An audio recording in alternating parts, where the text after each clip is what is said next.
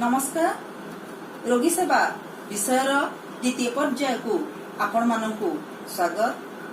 पिला माने आमे प्रथम कालांश रे गोटे भाग पढ़ी आसीथिले कोन लेखकंकर रोगी सेवा मनोभाव केबे सृष्टि होला तांको मनरे एवं कोन कोन करी ताहा तांको जीवन रे अभ्यास रे परिणत होई गला।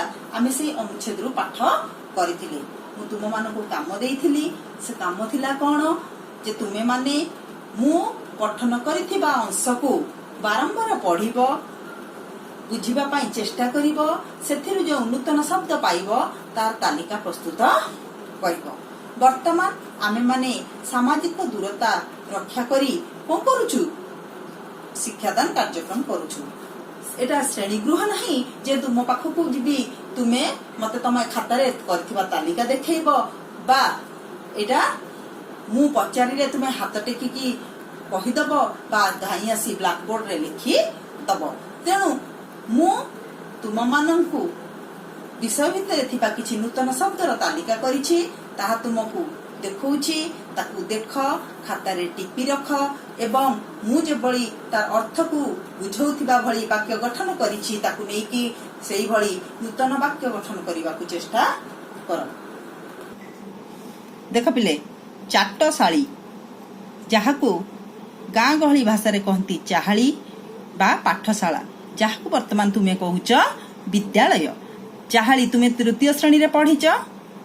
तुम परी छोट पिलाटीए गाँ चाहाली रो चाट सीए। चाट माने जेउठारे शिक्षा ग्रहण करती ताकू चाटशाली बा चाहाली बा पाठशाला बोली कुहा जाए। वाक्यटी सुन, चाटशाली रे पढ़िबा दिनु मधुबाबूंक सुगुणर प्रसार होइथिला।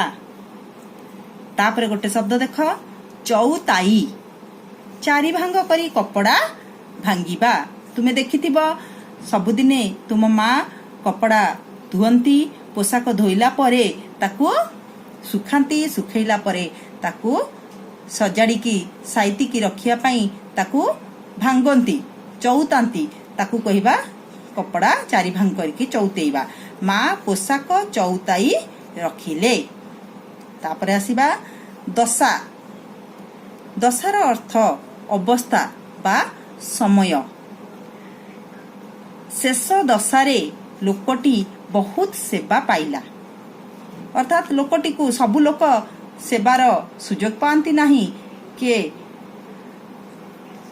सेवा अभाव मध्य दुख जंत्रणा भोगी थांती। शेष दशा अर्थात शेष समय बा शेष अवस्था। चढ़ू देबा आमे शब्दटी कोठी पढ़िले जते बेले आमे जानिले जे वैद्य मानक पाखकु जिबाकू वैद्यंक पाखकु जिबाकू पिला माने डरंती, कारण से चढ़ू दियंती। से चढ़ू कथाटा कोन तुमे जानिन, नुआ कथाटी तुम पाई। तेणु तार अर्थ कोन, गरम लुहा बा लुहा को ततेई ताकू बेकर पछपटे, पछपट बेक बा मुंड तलर जो छोट जगाटी अछि पिठी उपरे सेई जगारे चिया दबा। कोनोसी गोटिए रोग पाई गाँ गहल रे वैद्य माने एही ततला लुहार चेंक देइथांती, जहा घा करी पिला को बहुत जंत्रणा दिए। तेणु पिला माने ताकू डरी थांती। चढ़ू देबा जोगु बेक पाखे घा होई जाए। तताई, तताई माने गरम करी। ततला तताई ए भली शब्द आसुची। पानी तताई, माँ भात पाई चाउल पकेले। पानी को गरम कले कौन हुए, आमे रोषेई करिया पई जेतबेले माँ जाउचन तुमे घरे देखुथिबो माँ कौन करती, भात रांधिबा पूर्वरु पानी को गरम करती। पानी जोरे गरम हला परे सेथिरे चाउल पका जाए। तेणु पानी ततेई माँ भात पाई चाउल पकाइले। तापरे आसिला पाहांता पहर। पाहांता कोठु आसिला, पाहांता शब्द पाहिबा शब्दरु। सूर्य पाही गले। पाहांता पहर सूर्य उदय समय। राति पाही जीव एवं सूर्य उदय हब, एही समय को कहती पाहांता पहर।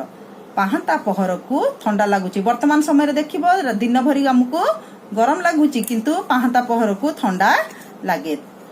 राति तमाम सारा राति। राति तमाम पिलाटी पाठ पढ़ुथिला।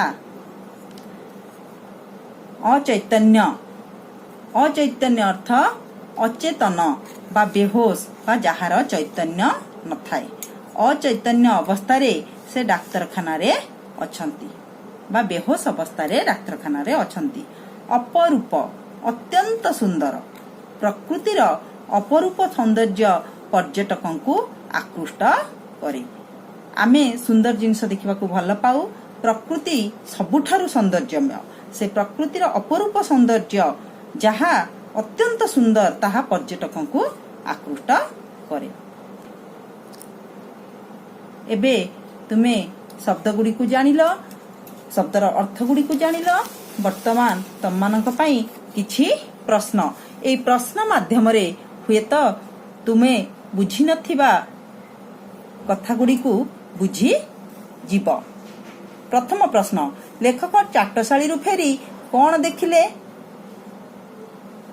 लेखक चाटशाली रु फेरी देखिले बापा दांड पिंडारे तले सोई जाइछंती ओ तांक पादरू रक्त बोही दांडर माटी पिंडा कादुओ होई गलानी। 2 नंबर प्रश्न, डाक्तरଙ୍କ विषय लोकंक धारणा कौन? डाक्तरଙ୍କ विषय लोकंक धारणा थिला जे डाक्तरଙ୍କ काम केवल कटाकटी करिबा। 3 नंबर प्रश्न को आसीबा पिले। पिला माने वैद्य को काहे की डरंती? मु तुमको चढ़ू देबा शब्द बुझेला बेले एई प्रश्नर उत्तरटी कहिथिली। वैद्य कौनसी एक रोग पाई गरम लुहार चेंक बा चढ़ू दियंती जहा बहुत कष्टदायक, तेणु पिला माने वैद्य को डरंती। लेखक बापांकर किपरि सेवा कले?